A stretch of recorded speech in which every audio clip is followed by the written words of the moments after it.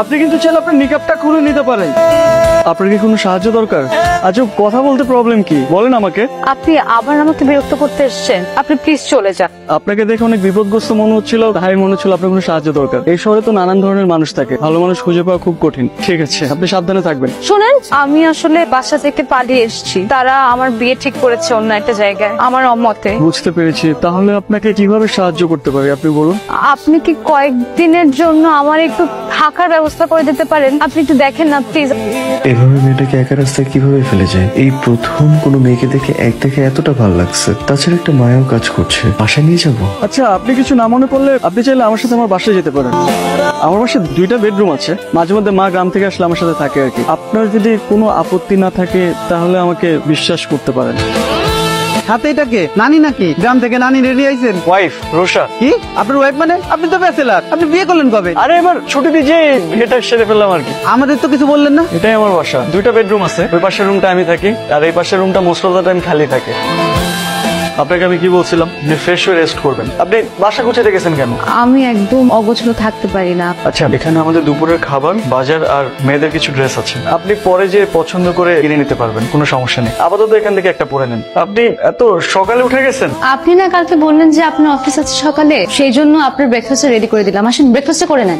আপনি এত কিছু কেন করতে গেছেন? আমি তো সকালে খাই না। অফিসে যে চা অথবা কফি একটা খেয়ে নিই, ওটাই সকালের ব্রেকফাস্ট। আপনি হালকা কিছু খেয়ে নেন। এটা কি? আপনার টিফিন বক্স। আমি তো অফিসে টিফিন বক্স নিয়ে যাই না। তো আপনি লাঞ্চ করবেন না? ধরেন আমি বাসার খাবার খেলাম, এখন বাসার খাবার যদি আমি অফিসে নিয়ে যাই, তারপর যদি আমার কলিগরা বলে যে বাসার খাবার কই থেকে আসলো, তখন আমি তাদেরকে কি বলবো? বলবেন আপনার মানে বলবেন না আপনি বাসায় একটা কাজের লোক রেখেছেন, সে রান্না করে দিয়েছে। আপনার কি মনে হয় আমি বাসায় একটা কাজের লোক রেখেছি? আপনি কিন্তু সবসময় একটা কথার অন্য একটা মিনিং খুঁজে বের করেন। আমি মোটেও ভাবে বলিনি। ফোনটা আপনি রাখেন, আর যদি কোনো প্রবলেম হয় আমাকে ফোন করবেন। মনটা কি বেশি খারাপ? লুকাচ্ছেন কেন? কিছু মানুষ মন খারাপ করলে তার চেহারা সেটা বোঝা যায়। আপনার প্রচন্ড মন খারাপ। মানুষের জীবনটা অনেক অদ্ভুত। আপনার জীবনে কখনো কখনো এমন কিছু ঘটনা ঘটবে, আপনি হয়তো সেগুলো কখনো কল্পনাও করতে পারেননি। আর আপনি জানেনও না যে সেই ঘটনাগুলো ঘটলে আপনি কি করবেন বা আপনার জীবন কোন দিকে মন নেবে। এসব ছোট ছোট ঘটনা নিয়ে তো জীবন, আর এইসব ছোট ছোট ঘটনাকে আপনি যত মনে রাখবেন তত পিছিয়ে পড়ে যাবে। চাচা, আপনি হয়তো বাসার উপরে পাঠাই দিছি। শুনলাম তুমি নাকি বিয়ে করেছো, বিয়ে করে বউ নিয়ে আসছো, তাই বৌমাকে দেখতে চলে আসলাম।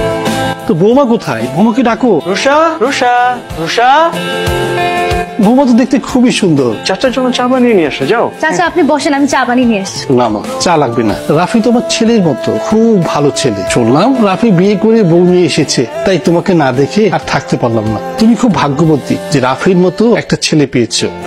আমি দোয়া করি তোমরা যেমন সারা জীবন একসাথে সুখে শান্তিতে থাকতে পারো।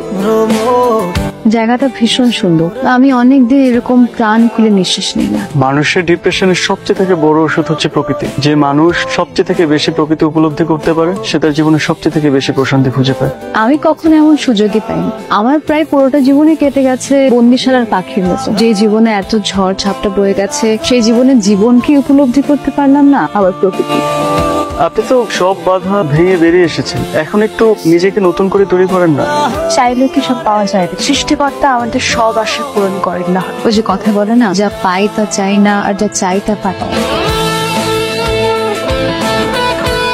আপনি যদি আপনার জীবনে সবকিছু পেয়ে যান, তাহলে তো আপনি আপনার অস্তিত্ব হারিয়ে ফেলবেন। আমাদের জীবনে আমরা সবকিছু পেয়ে গেলে আমাদের না পাওয়ার আফসোসটা থাকে না, আর না পাওয়ার আফসোসটাই আমাদেরকে পুড়িয়ে খাঁটি করে অস্তিত্ব খুঁজতে সাহায্য করে। অস্তিত্ব খুঁজে লাভ কি বলেন? যেখানে জীবনটাই একটা অমাবস্যার অন্ধকার। অন্ধকারই তো আলোর অস্তিত্ব। অন্ধকার যদি না থাকে তাহলে আলো তো মূল্যহীন হয়ে যাবে, আর এই অন্ধকারই আপনাকে আপনার পথ খুঁজতে সাহায্য করবে।